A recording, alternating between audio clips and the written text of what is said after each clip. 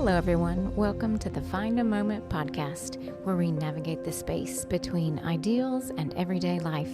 We are your hosts, Gretchen Roberts and Jennifer Ford, and we look forward to finding a moment with you today.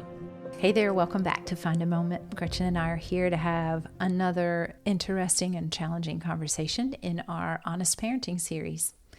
We are on our fourth episode today. We've recorded 3 and released those so far. Our first one was an intro, and then we did 2 episodes on myths and misconceptions and mistakes that we've made, with the second part of that one being just kind of an invitation to consider whether the Lord is asking you to make some changes and adjustments and maybe pivot in your parenting. We've been talking about some of the advice and suggestions and perceptions about Christian parenting that have really been swirling around for decades, I guess. Even things that we think are being backed by Scripture, but when we really dig in, we find that they in fact are not. And so we've been having lots of challenging conversations. We've been saying some things that maybe we haven't ever really felt the permission to say, because some of the things we've talked about are really personal. For example, like spanking, and do you let your baby cry it out? And what are some of the other things, Gretchen? Even things like timeouts and So we've been legalism, Yes. first-time obedience. Yes, that's another big one. Yes. And we made an Instagram post with a little carousel that kind of breaks down, I think there's 4 main myths on there that we cover that kind of speaks briefly to each one of those. But we've just been having some great chats about those things, and then also getting some good feedback from moms about the things that they're hearing.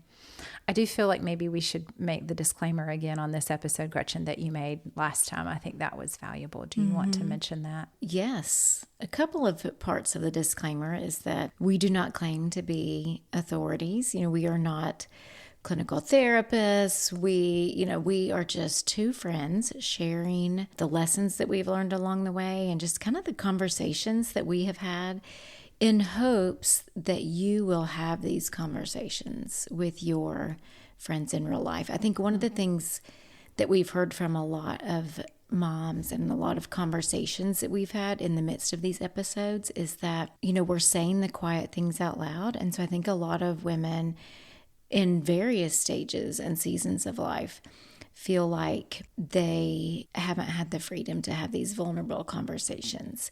So just finding a friend who will be vulnerable with you, that you can talk about, did you do cry it out, and how did it make you feel, and what has that been like, and asking moms about how they've dealt with first-time obedience and different things like that. I think having those conversations, it really helps in dealing with any of the shame and regret that we feel. I think Jennifer and I shared in the last episode on Time to Pivot just some regrets that we have, and we heard from several moms about regrets that they have, and I think that there is healing and freedom that comes when you bring those out into the light and discuss them. And so we definitely are not here offering you a formula. And what we are wanting you to do is to engage in the conversation with your in real life friends. And then the second part of the disclaimer is that we are not endorsed. We are not sponsored. We do not have any affiliate links. So even on our show notes page, it will take you to Amazon if you click on the photo, but those are not affiliate links either. So you can, feel free to buy books from wherever you want to buy books, or from your library, or if you are local, ask me. I have a lot of copies of books, and you're welcome to borrow from my library. Gretchen has a sprawling library. So we are, our heart is just to share what we have learned, and in hopes of encouraging you. So we just want to make sure that our listeners are aware that we have no ulterior motives or financial things. We have no quick fixes to sell you today. So you just get to hear about how to do the hard work of parenting. Yeah.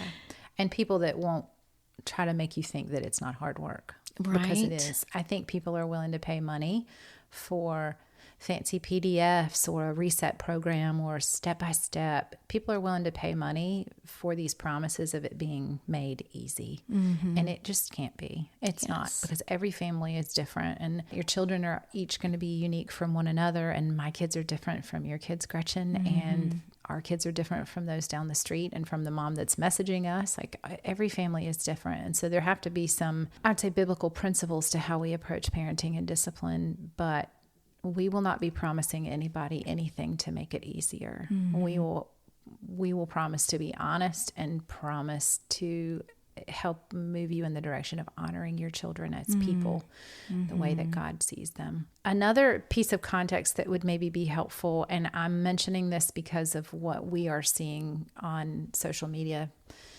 from accounts that are selling things like step-by-step processes and, PDFs, whatever.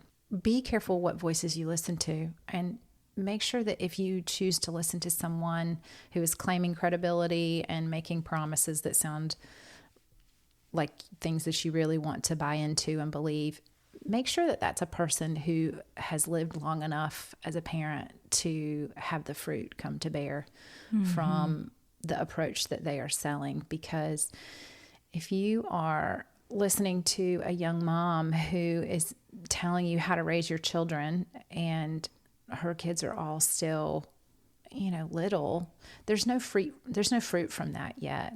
And I'm not saying that she hasn't sought the Lord and hasn't found ways to honor her children that are aligned with Scripture, but just be mindful about the voices that you choose to listen to. Between Gretchen and myself, we have 7 children, and goodness, you've got one who's living on her own as an adult, 2 that are in college, and 2 still at home, and I have 2 teenagers. And so we're well beyond the young years. And I do think we can, at least for those years, speak with some measure of credibility and say, these are the things we did, and we thought this was going to be the result, and it wasn't.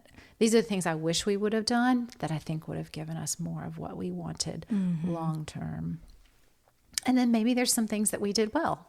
I mean, I don't want to say like, oh, we did everything wrong. It was horrible. Like, it wasn't, because we still love our children and our children still love us, and we have relationships with them. And some of that has come through redemption. Some of that has just come from lessons learned the hard way and repairing it. I mean, you're going to have repair and restoring and forgiveness in every relationship, including as a parent with your children. And if that's foreign to you, then we'd love to talk a little bit more about, I feel like we talked about that a little bit last time, but what does that even look like? Like, maybe you feel like it's like your kids are teens and you kind of wish that you had done things differently. Just start the conversation and just go to them and say, I'm realizing now there were things I could have done differently, and I'm sorry, and I love you, and I thought I was doing what was best and what was good and right, and I didn't know. I've only been doing this mom thing for so many years. There's a story that I told about one of our girls from in our last episode, so you'll have to hear that. She's so good. That was a cute story. So good. So today we're going to talk about issues from each stage of parenting, kind of some general issues that I feel like kind of cover pretty much every family. Kind of some universal things. Yes, that's the word. Families go through. Yeah. Yep. Gretchen, do you want to, and one other thing that I feel like is worth mentioning that adds another dynamic of credibility to our conversation is that Gretchen is an MD. She is a pediatrician. And so that she's got a lot of interfacing with patients and cases and research and looking at it from the angle of a scientist and a provider in a way that also, I think it just brings a different level of credibility to your voice. And I think along those lines, there's a significant narrative, I think, in Christian parenting that wants to separate the science of child development and the science of psychology and psychiatry and neurobiology from biblical Christian parenting. And I think that is doing a disservice all around, because if you believe that God made you and God made your children, then that means that He is the creator of your brain and your neurobiology. And your mental state and all of those, psychiatry, psychology, like God is in all of that. Mm-hmm. And so to see those as separate things and to say that mental health issues and neurodivergent children and all these kinds of things are separate from biblical parenting. I just don't know how you can really separate those. I mean, it's dangerous. It's to all try. woven together. And so I think that as we learn and study new things and we learn new terminology for things, yes, as someone in my 50s, there's a lot of new things that when I was in my 20s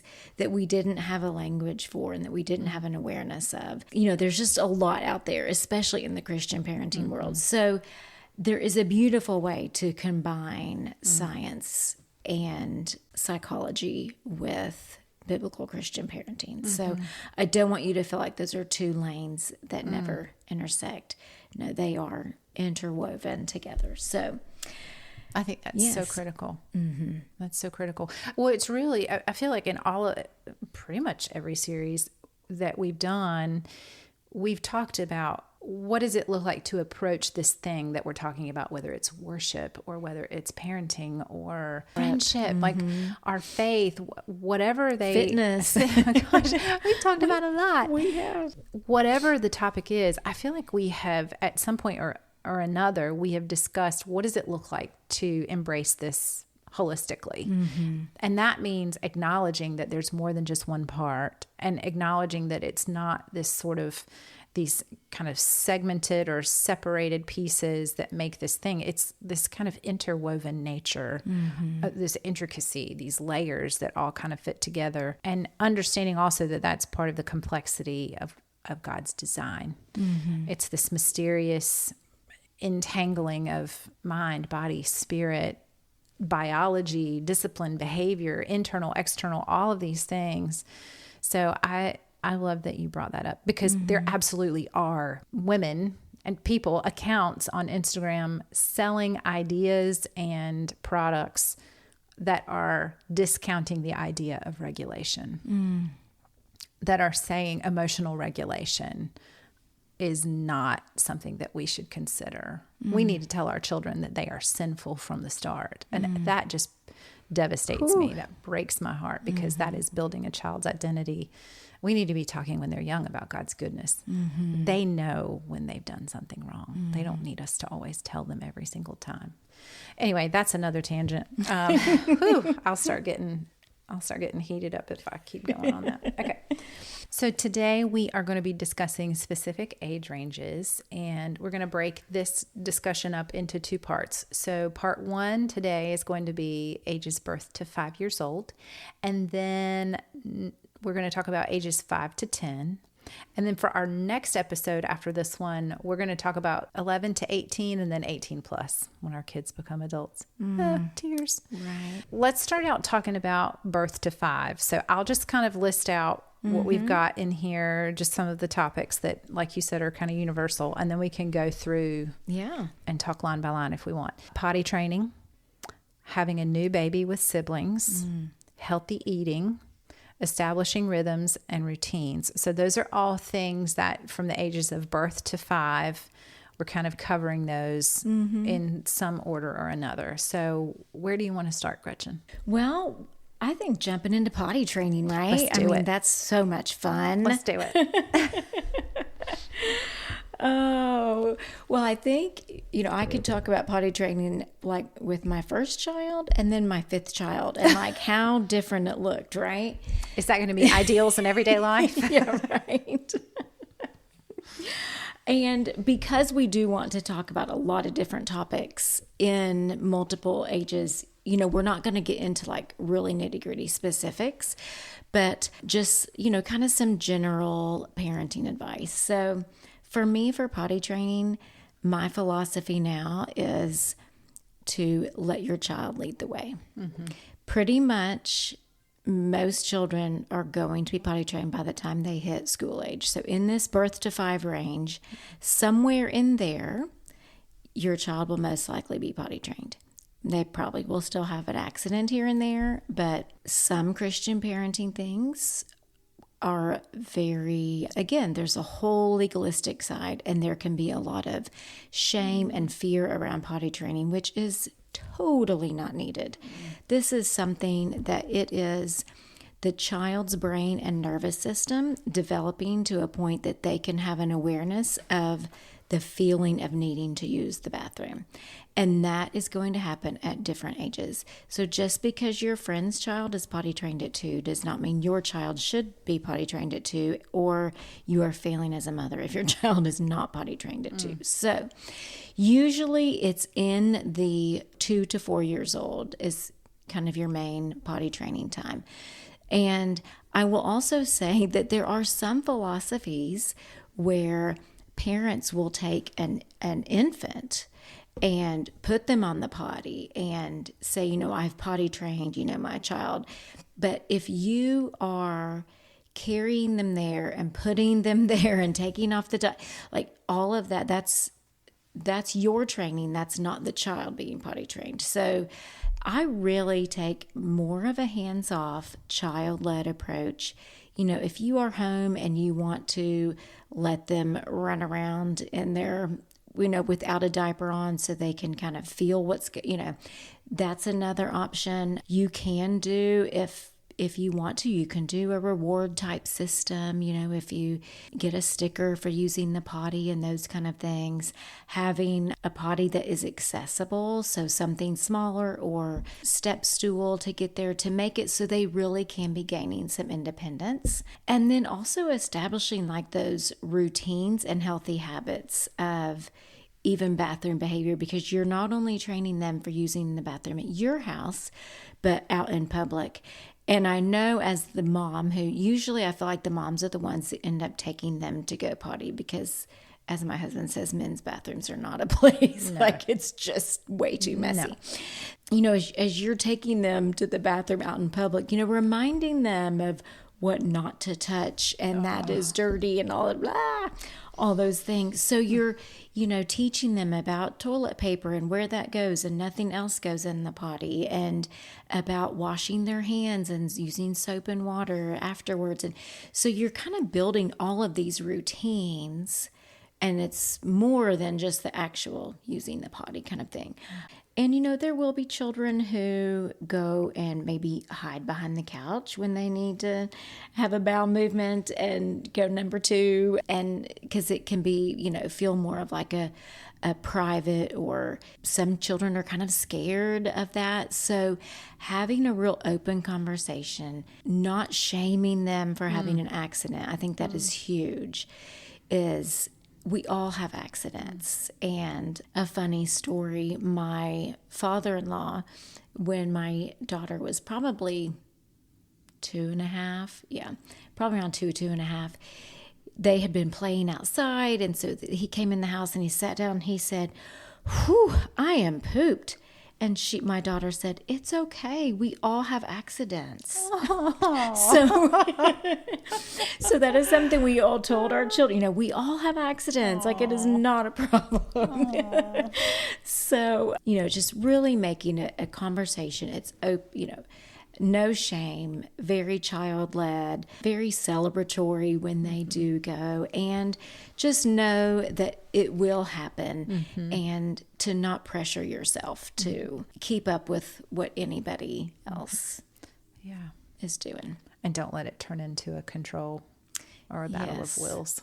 Yes. Because then that can lead to some unhealthy habits that could cause bigger issues, like physical things. Yes. I think that the potty training conversation, that is a topic that I haven't had to deal with in a really long time. Way before social media was influencing parenting, as far as the last time I went through potty training was like 2012, 2013-ish. That was way before social media was just integrated into every little part of our lives. And so I didn't really have all the voices. It just seemed more like an intuitive process to me, because I'd already done it with our other daughter. And it was very much child-led, like you said. But the thing that we would do is just have a stack of books by the potty. And that just became kind of like a place to occupy them a way for them to be occupied until the moment hits. That's great. But I do think that there are people on Instagram accounts that will say, if you do this, this, and this, your kid will be potty trained in 48 hours. That's another thing that I've heard some moms of young children now say. And they feel bad that they couldn't. It's like the baby wise thing. Mm-hmm. I did the steps, but my child didn't do the thing, so I must have done it wrong. Let me go back to the steps and I'll try again. And then you're in this crazy cycle. Mm. Are there differences between boys and girls potty training, like that you know of, or is it typically kind of the same as far as when they train and how long it takes? I feel like it was pretty similar in our household. In my experience, boys tend to be a little freer with the process. So you could be at the park and they can find a tree or a bush. And right. So I think that tends to be a little bit of the boy-girl difference. But then again, I mean, it's a lot of it is their own personality, regardless of, Some are kind of more discreet and others are, there's a tree and I need to go. So right. Here we are. Our next topic is bringing home a new baby with siblings and just the different dynamics and things that come with that. I've only done that one time, but you've done that 4 times. What do we want to share on that? It's really fun. I think that, something, Jennifer, you have talked about a lot is really trying to be mindful of attention and like the amount of attention that you give to one child versus the other. And I think that can be an issue with older children and bringing a new baby home. And so a couple of tidbits, which these may be helpful to make the older child who is getting that new sibling to have a little something special that you do with it. So even like during the pregnancy, have special routines that you do with that child that then you can continue that. So whether it's a bedtime routine or a morning time routine or something like that to have that you can continue, because their whole world changes with a new sibling. So having something that is continuous.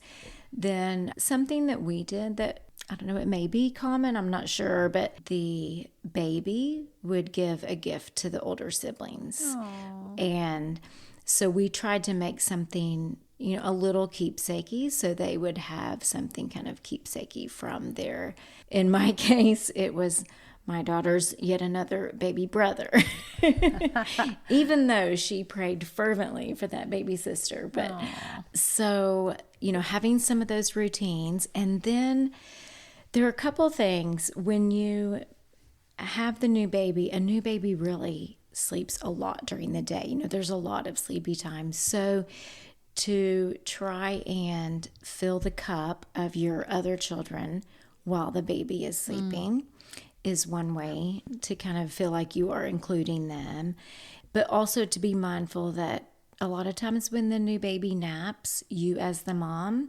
you need to be resting too. And so to have that maybe be a quiet time where you have books or music or something, or a special toy or something that the older child or children are playing with. So you can kind of lay down during that time too. Oh, and then also just trying to, I think the more children you have, the more trying to create that atmosphere of we are a family and we are all together. And if God gave this baby to me as its mom, he also gave this baby to you as your sibling. And so this may be hard for you, but we're all going to learn together, and this is God's plan for our family. And so sometimes one of those siblings may be out of the box or may have medical issues or may have challenges that the other children don't have. And so to kind of let them know, like, we are a family, we are in this together, and God gave this child to all of us, and we are going to love and care and that, that kind of thing. So instead of kind of making it of my time with you, my time with the baby, trying to get that family culture established, which I feel like the more you have it, kind of more naturally comes. And the other thing is to allow your older children, to have some responsibilities with the baby, if you can be mommy's helper and bring me a diaper and wipes or things like that. But to also be mindful, which I kind of learned this the hard way after it had already happened, but to not put too much of the baby responsibilities, especially if you have a wide range. Like my daughter was 12 when the youngest was born.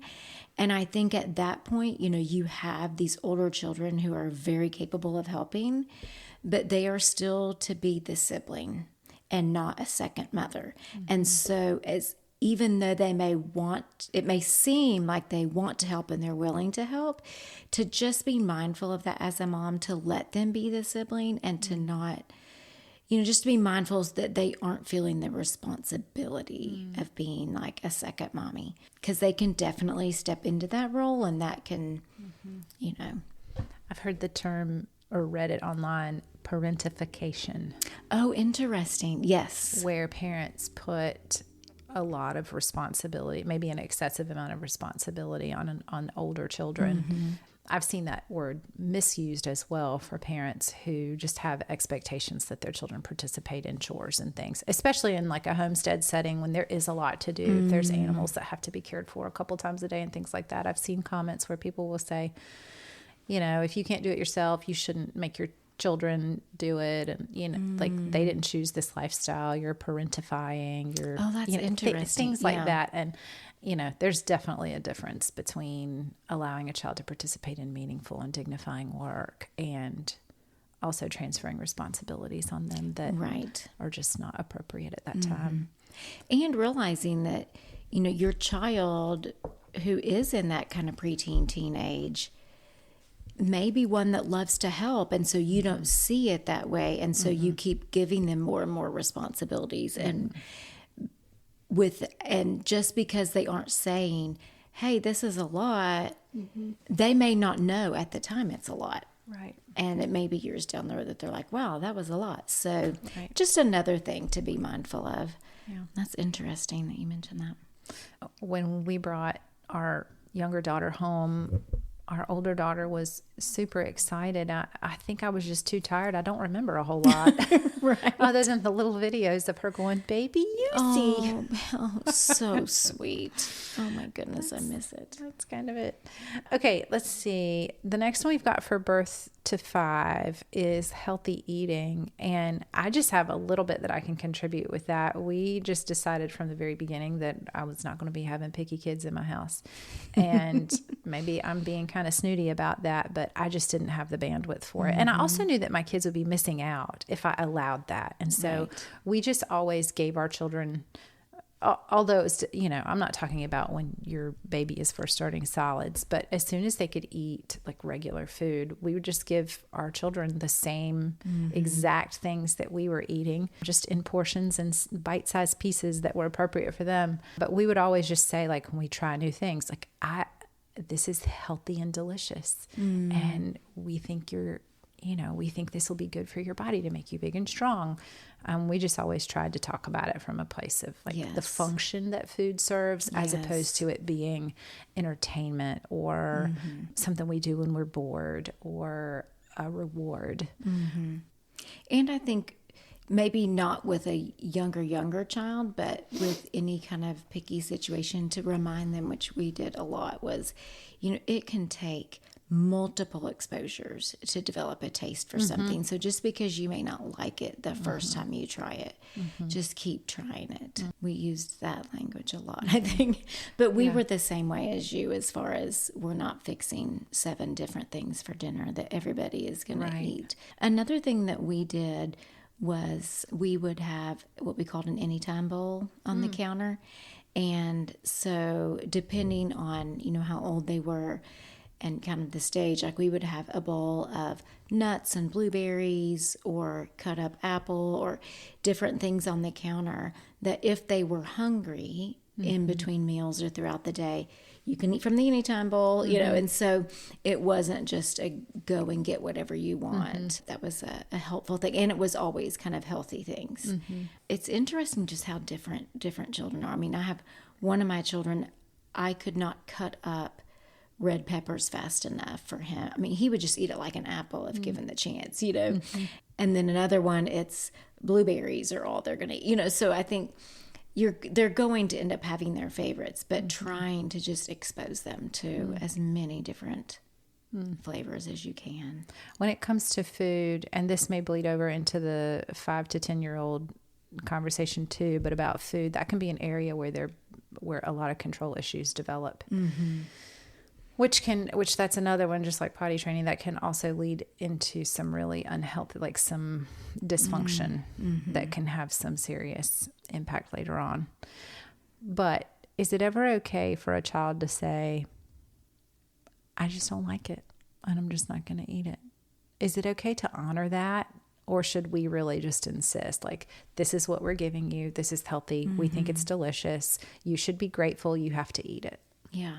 I think that's one of those things that really depends on you knowing your child and you knowing kind of their personality. And, you know, there were some times that it was like, no, this is what we're having. We're not having anything else. And you can choose to eat it or not. And the one thing, you know, I will say is that in general, like, children are not going to starve themselves.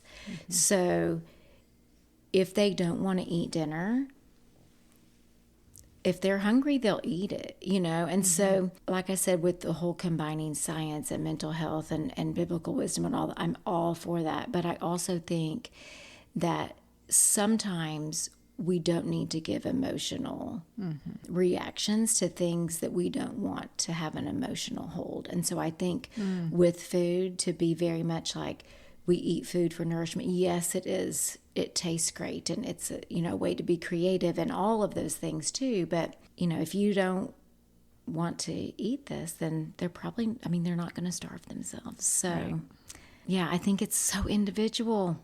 Yeah. I want to go back to what you just said a second ago. You said, don't have an emotional response to things that you don't want to have an emotional hold.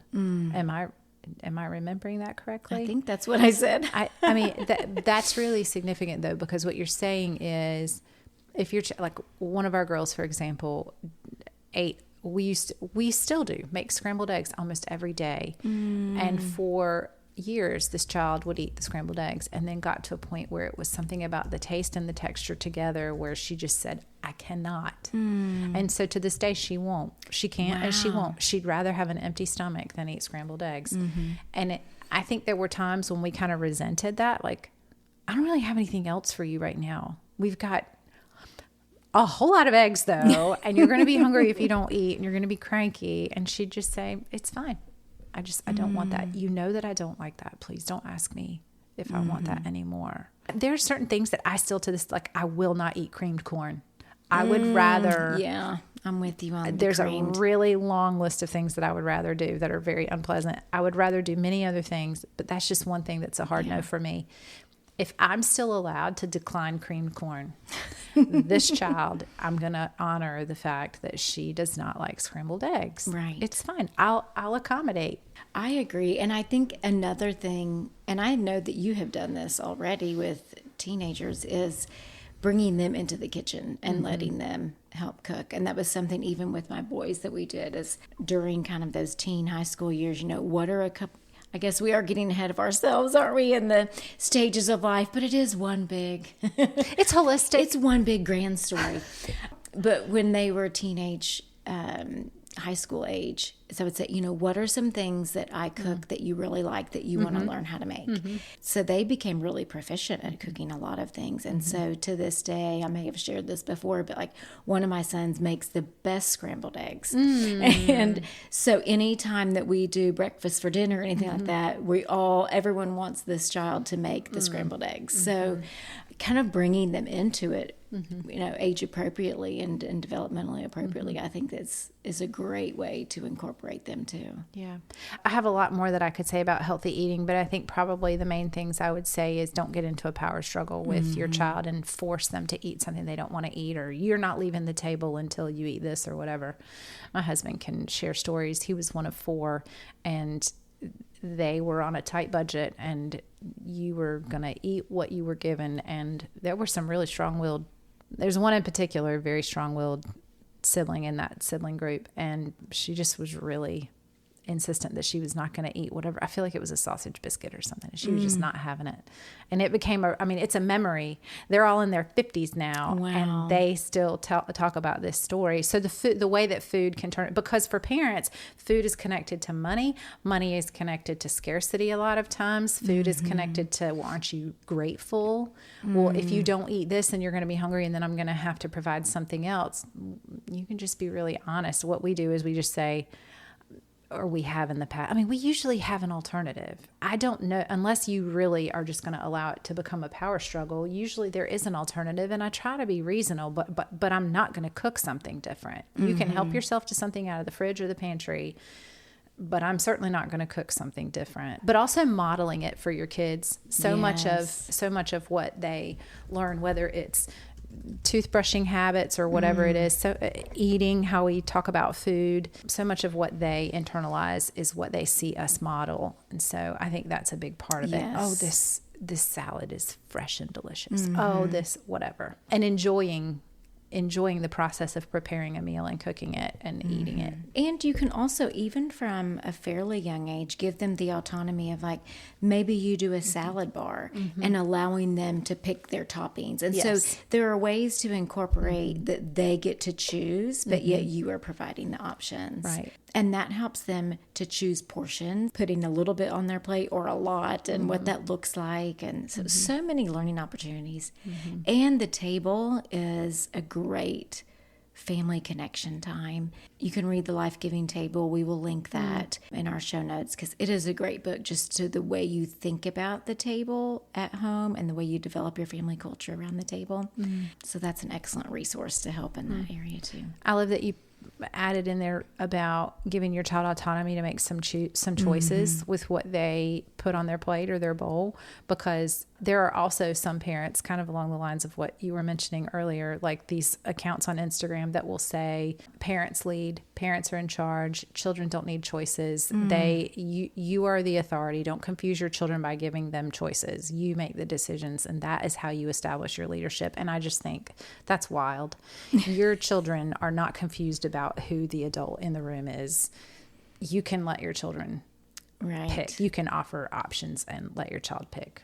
Now, I think there's a way to be excessive about that, but at the same time, like there are ways to do that in a way that meets a child's need for autonomy, which is legitimate.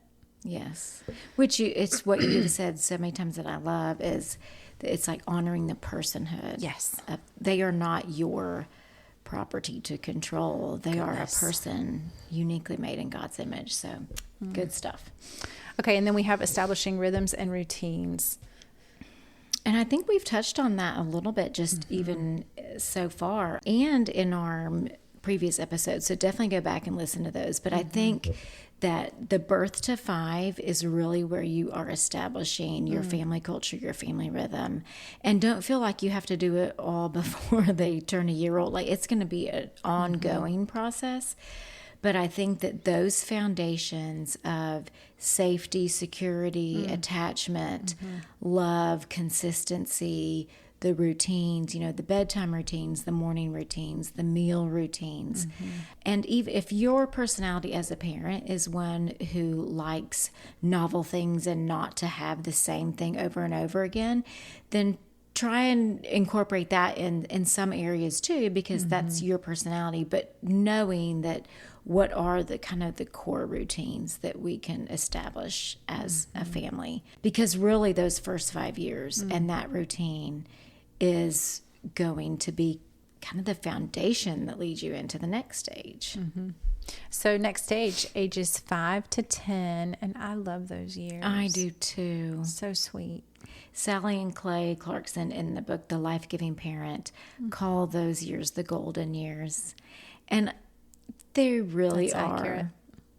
That's really accurate. Yes. Because they're becoming their own little people, like more outwardly, and they can joke around with you, but yet they still are like physically affectionate, and they're still little, and they need you to help them do things, and they still want to be around you. Yeah. And yes. Listen to you sometimes. So I'll just kind of read through these and then we'll go through each one and expand a little bit. So school decisions, sibling relationships, that's a good one. Making the most of the golden years. So school decisions, where do we want to kind of start with that? Yeah, I think if you have not listened to our education series, I definitely recommend going back and listening to like the introduction, and then based on whatever season you're in, to listen to the different episodes of that. Kind of like we have shared, is just because something is a cultural norm doesn't mean that that's what you have to do. Amen. So I think, before your children are going to school or kind of getting in that school age, the beginning of this 5 to 10, to really have a discussion as a family of what do we think it means to be educated? What are our goals of education for our children? What do we want that to look like? So instead of just getting on the conveyor belt of life and saying, oh, okay, it's time for preschool, it's time for kindergarten, to take a step back and think about it, and to think what is important to our family. And now more than ever, I feel like there are so many options. There are public schools, there are public charter schools, there are private schools, there are university model schools, there are homeschools, and then even within homeschooling, there are co-ops, there are, again, that kind of university model, there are drop-off a la carte classes. Like, there are so many options. So don't feel constrained to one option. And I think no matter what your financial situation is, there are still options. So I would just say, just like we've talked about with family culture and kind of what matters to us as a family, I think having those same conversations with education of what matters to you as a family and what does it mean to be educated. And then also looking at your children. Do you have a child who moves all the time? And what kind of school situation is going to be best for that child? Do you have a child who was an early reader and is really advanced? Or do you have a child who maybe is dyslexic and is going to take longer to read and maybe would benefit from more audiobooks or books read aloud? And so understanding who your child is and what they need, that would be my advice for starting the school decision. It is so true that there are, I feel like there are all these different hybrid models. If you choose to not do mainstream, like a traditional school model, the homeschool hybrids where you go like 2 or 3 days a week and then you do all your coursework at home. There's so many. There's outdoor, like wilderness schools. Yes. There's all kinds of options. The more kind of niche options, though, do tend to be more expensive, which, something like that I would have loved for our girls to have had, like it's almost like a wild and free type thing, like even just 1 day a week at a wilderness type school. But it just, that probably would not have been a financial option for us. But if you feel like maybe the Lord is asking you to consider homeschooling and you have questions about that, please send us a message either through our Instagram or through our show notes. There's a link at the end of the details on Apple Podcasts. There's a link where people can touch on that and send us a message. If you have questions about homeschooling, please feel free to contact us personally and directly, because we'd love to hear from you and share resources and just answer questions. For us, like school decisions, that was a thing where when we first decided to homeschool, people would say, well, are you going to do that all the way? Well, are you going to do that the whole time for both of your girls? And my answer was always, we're going to evaluate every year for each child. In my heart, I kind of knew that what they were going to need was homeschool, but I stayed open-minded to that. And this school year that we're about to wrap up right now, because we're in April, this school year that's wrapping up now is the first year that I have not homeschooled both of our girls. We've done it the whole time. And it's been stretching for them, interesting, seeing them definitely kind of manage things better. But yeah, for electives, that's another thing with school decisions. You can let your child's, like, you obviously are going to make some decisions about some of the core things, core subjects, if you are choosing that route. But even inviting them into, okay, well, after school activities, if they have arts or, I don't know, athletics, things like that they want to be involved in. But just like with letting your child fix their plate, at a salad bar, children at that age also need autonomy, and they I think you might be surprised to see what they might decide, like what choices they might choose depending on what their giftings and what their interests are. Okay, let's jump into sibling relationships. I feel like that could be a whole series. It really could, couldn't it? So difficult at times. And you want, like, I feel like we kind of envision we want our children to be best friends. Yes. And they're not. They're just not sometimes. Quite often they're not, because they're so different. Okay, sibling relationships for ages 5 to 10. I think that's where you're going to see maybe some competition for attention really kind of start to take shape, and you're going to have some of the older ones having opportunities and access to things that maybe the younger ones don't. And so there's some jealousy and competition in there. Overall, what is kind of the goal in sibling relationships? To me, I feel like it's for our children to learn how to honor one another, even when they don't feel like it. Yes. And to learn how to serve when it's needed, to learn how to love. And I think repair is a big part of fostering those sibling relationships and kind of the facilitating that a parent is called to do. One mistake that I have made a lot is entering into the sibling conflict and not giving them the opportunity to try to work it out themselves. And sometimes when I get involved, then they're upset with me too. And I have also robbed them of the opportunity of working it out. And when I get involved, it takes a lot longer for everything to get back to like homeostasis, where if they have to work it out, they may deal with it differently than I would have, but they work it out a lot faster and it's no big deal. And what age do you think that you were able to not get involved, like with your girls? Like, what do you think it was pretty young that you could have not gotten involved? That's a good question, because I still get involved at times. If I feel like there's just boundaries that are being crossed, and I'm like, we're not going to speak to each other that way. You're 15 and 17, and you are capable. Y'all both know that this isn't right, and you're capable of turning this around, but you're not doing it yet. And I can't allow this to continue. Like, it's just like, it's like the dominoes are falling. Like, we're not going to keep going with this.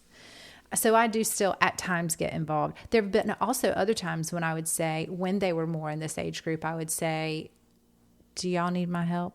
And I offer. And sometimes they'll say, yeah, she said whatever, or she did whatever, or she promised and then she didn't, fill in the blank, whatever it is.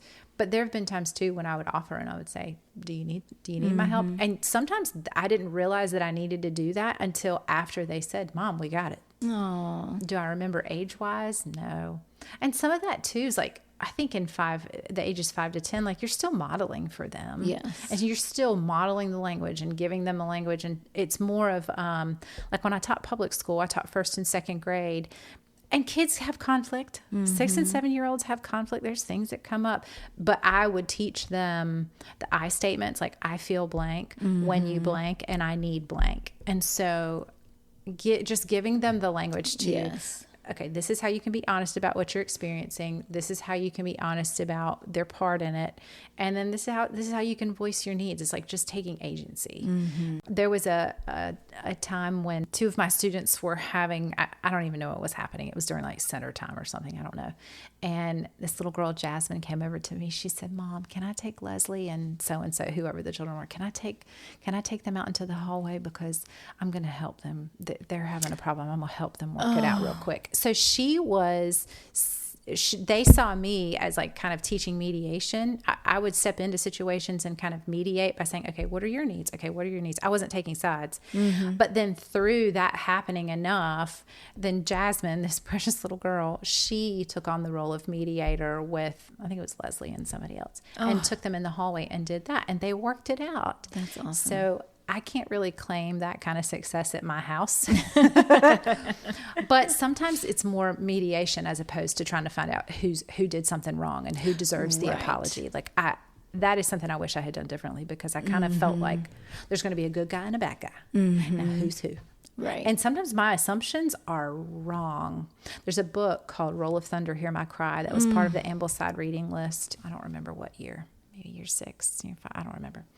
But I read it in one night, and there was a situation, I mentioned this the other day, Gretchen, there's a situation in that book that happened with some of the kids. I need to go back and reread it because I don't remember details, but the perspective it gave me has stayed with me.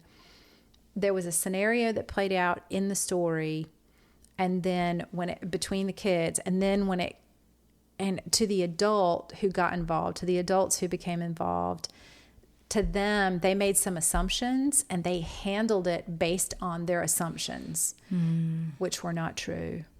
And as the reader, my heart just broke because there was so much injustice in what had happened, and the child didn't have a voice to speak up because they were the child. And they just had to suffer silently and know that they had been dishonored and discounted and punished for something that really was not. So maybe this kind of ties into like the sibling relationship thing. I don't know. My heart just breaks for difficulties in sibling relationships because I do think our kids sometimes can feel trapped when there's a lot of like regular conflict between themselves and the sibling. And I think 2 kids, I think that can be a really hard dynamic because there's nowhere else for them to go. It always kind of seems like this competition type thing if you can't ever get everybody feeling confident and secure about their place in the family and in the home, which we've had a hard time with that. And the attention thing plays into that too, like who's getting more attention, how are attention needs expressed. The sibling thing, I wish I could have a do-over. But I do pray that one day, and I tell him, like, I'm not telling you guys that you have to be best friends, but y'all are going to have to be able to communicate and work together and understand each other and honor each other one day because things will change with me and Dad. And there's going to have to be things that are done and taken care of. And you can't escape that. Right. Like, you don't have to be best friends with your sister, but you are going to have to be sisters when the time comes to manage some harder things. Right. Yeah. What do you want to share? Yeah, I think it's interesting just thinking of, the number of children and their ages and all. I mean, it's such even the birth order. Right. It's all so mysterious and so neat and at the same time. But I think with ours, especially in that 5 to 10 range, they would have like a best buddy. And then, 6 months, a year later, 2 of the kids, there's different ones that are, we're best buddies, and so it's interesting. Would they say that? Yes. Aww. Yes. But it would change, different seasons, different ones of them would pair up and kind of do things together and kind of have similar interests or whatever. But I think of the 5 to 10 years in my memory are the Playmobil years. I don't know if your children have Playmobil toys, but those were the years where our entire floor would be, our living room would just be a Playmobil village. And they would play for hours all together, just creating these cities. And I mean, everything had a name. All the people had names, and it was so much fun. But I mean, lots of opportunity for, sharing and getting along and working out problems and all of that. But such a neat time to let them explore interests and go through seasons of, is it the horse stage? Right. Is it the veterinarian stage? There's so many things. And just to let them be all in on their passion and go through those together is so much fun. Even things like one of my boys, my little scientist, he was very into physics and wanted to read all the physics things, so we go to the library and he just checks out all the books on physics things, and I'm like, oh my goodness, I don't know how to teach you all these things. Those are the years that you can just really get in and explore with them. And that helps them bring something else to the sibling relationship too, because they have an interest to share and that kind of thing. I think definitely, like you said, modeling and helping them work through relational issues. I do feel like that's one of the benefits of homeschooling is they don't get to be apart from each other all day. And so I remember with my sweet sister, like we could argue in the morning over who wore whose clothes and didn't put them back, and then be gone from each other all day. And then we both had our after school activities. And so then we're not back until nighttime. And that's when we were fighting for who's going to use the landline to call their friends because that's what we had back then. And so I feel like one of the gifts of homeschooling is that you have all day to kind of work through and process those things with siblings. And I will say now that my adult children choose to be with each other whenever they can. And if any of them, if their spring breaks line up, they are going to spend time with their sister in Florida together. And, you know, they go and stay with each other at their different universities. And like as much as I want to be there when they're together, like the next best thing is knowing that like they are all together and having fun, and that they have their own group texts with each other, and just to see the relationships build. And it also is kind of freeing knowing that they all had that experience together. And so in spite of all the mistakes that I made, they went through all that together. So they can, if anything, they can bond over my mistakes, right? Like, Okay. you know, I just think about that, like they have that shared experience, and those can be jokes to, you know, Right. there was one time that I had a coffee catastrophe, and so we called it like, the kids called it like the coffee catastrophe of whatever year it was. And I may have gotten a little upset that the coffee was everywhere. And so they remember that time that Mom blew her top and it was the coffee catastrophe. And so it created a memory for them. And now that they're all grown and friends and everything, that they can laugh about that together and give me a hard time. So there can be healing and all that from all that. But all that to say that modeling those healthy patterns of hearing each other. And then, like I said, with bringing home the new sibling, this similar thing in that 5 to 10 age group is God gave it. You know, if there's one child who's out of the box or difficult, or multiple of them, that God gave us this sibling for you to learn something, to navigate, and vice versa. Like we're here to learn from each other and sharpen each other and be a team. And so the language that you use can speak life or speak shame or speak victimhood. Like you can speak a lot of those things with the words that you choose. And so to speak hope and friendship and healing and forgiveness and humility over and over and over again, right? Yes, a lot of repetition. Those were also 5 to 10. Those were the calico critter years. Oh, yes. And the American Girl doll years.